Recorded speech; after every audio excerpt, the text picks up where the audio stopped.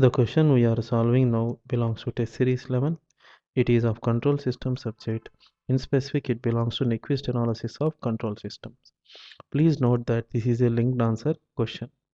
As per the question, the open loop transfer function of a unity negative feedback control system is given as g of s by h of g of s multiplied by h of s is equal to 1 by s plus 1 whole square.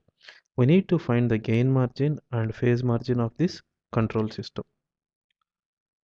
From the first part of the question, we already know that imaginary part of g of j omega multiplied by h of j omega is equal to 0 as omega tends to infinity radians per second. So this is the phase crossover frequency. So from this we can say that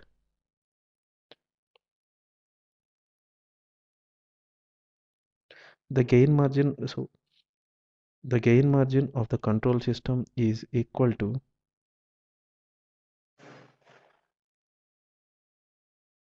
20 log 10 apps of 1 by g of j omega p multiplied by h of j omega p.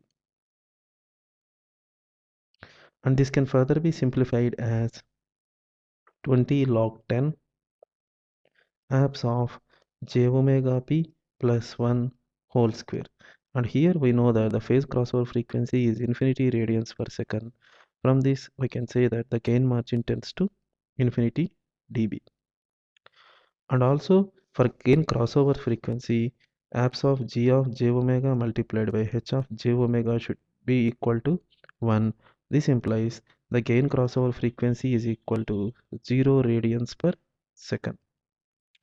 So as the gain crossover frequency is 0 radians per second, the phase margin is equal to 5 plus the phase of g of j omega g multiplied by h of j omega g, and this upon simplification becomes pi.